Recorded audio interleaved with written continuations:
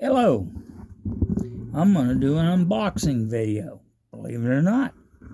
And I want to thank one of my sponsors for the upcoming Return to the Appalachian Trail. And you'll see the unboxing, and I want to thank you again, Paul. I got some cool items today. This is, I guess, his burlap fire kit. And I love this little kit. We used to make these, and what you do is you fuzz these up and strike this, and catches that on fire. You can light your stove, your campfire. If you need a little extra, you can shave a little bit of this pine. It's pine pitch or fat lighter, but I don't think I'm going to be chewing on that because I have some. He sent me a Velcro patch, black and white fire starter. And he sent me 2 of these, but I put all that jute on there. That's great. You know, you can wind that out, use your ferro rod, use this ferro rod, and a little bit of fat lighter, and boom, you have.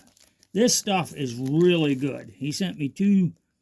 This is impregnated jute hemp rope.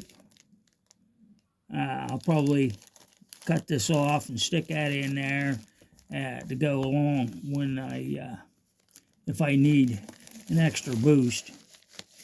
So some of this stuff is going on the Appalachian Trail with me, and thank you, Paul, again for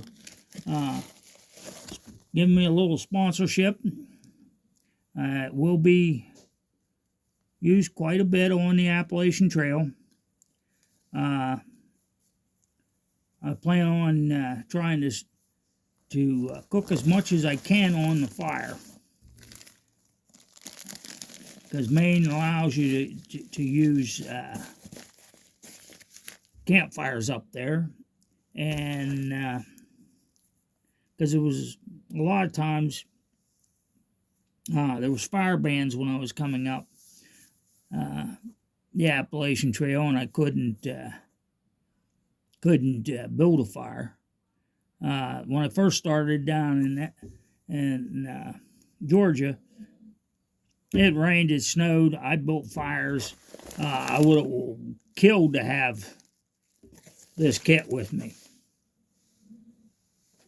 because there was the first night at the first shelter, it rained the whole way in, and there was a kid from Texas, and he didn't have a stove. He had a can of sterno, and he was going to try to stretch it, and he wanted to build a fire. Well, his socks was wet. He needed a fire, and so I built a fire. I cooked my supper that night, boiled water, and made my north side on the fire. But during the night, the temperature dropped. It snowed, and he says, "I got to get a fire." And I looked out there, and I mean, it was just looked like cotton candy. I says, "Yeah, I can get a fire going, but I'm going to use my stove. I got to get out. I got to get warmed up. I'm cold." And I said, "I'm not going to mess with a fire."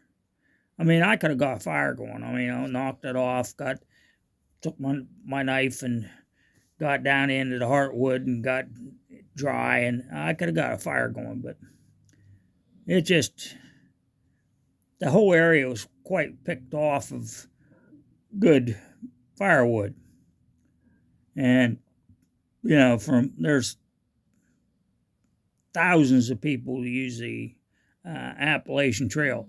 The last report I got, there was 1,052 people that started on the trail, and that's not the ones that's doing the flip-flop that are starting at at Harper's Ferry and going south or going north.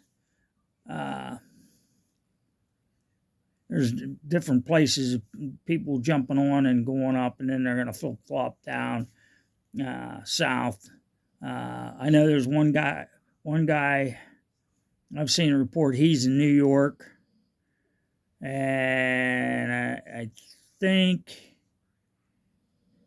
there's another guy, he's in Vermont, but I think they're going to get slowed down because on them 5,000 footers up there, there's still snow. I just seen a picture tonight of Katahdin, and it's snow-capped. And unless you have ice cleats, ice axes, ice screws, ice climbing equipment, I don't even think they'll let you up Katahdin. And once the snow melts, then it's mud season up there, and they don't let anybody till it dries out. So, and a lot of places in up above 4,000 feet in New Hampshire, it's got snow. I could probably dial in right now and see what the weather report is on Mount Washington. But I know a couple weeks ago there was snow on there. So anyways, like, share, subscribe, and if you need any fire making stuff, please give Black and White Fire Starter Paul. You can find him on Etsy.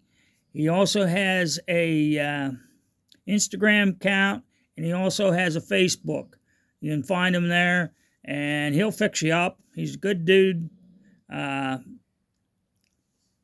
help you any way he can. He has a big line of fire making stuff. And I'll tell you what, I've used the mine dust. I've used the fat wood sticks. I carry a fat wood stick in both packs. My haversack, the yellow jacket plugs, the long skinny ones. I did have some of the round balls. I used them all up. I still have some jute, and I have some candle wicking he has. In fact, the one video I cooked lunch on with the firebox stove, I put a yellow jacket in, put my kindling in, and I took the wick, lit it, stuck it around, got the fire, because my little firebox stove is small, and taking the ferrocene rod and trying to hit it's tough. So I come up with, use the old noodle. Hey, I'll take that, because I'd spread that yellow jacket apart a little bit so it's easier to catch. And I light that wick, blow the wick out, and save it for another time. It works really quick, really easy. And my wood was damp because we had 3 days of rain up here. And so even though it was dry, it was still damp.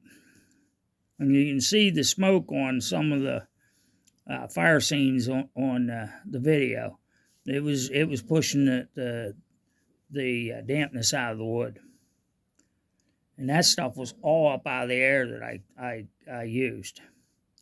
All right, like, share, subscribe, leave a comment. I love to hear the comments. Catch you later.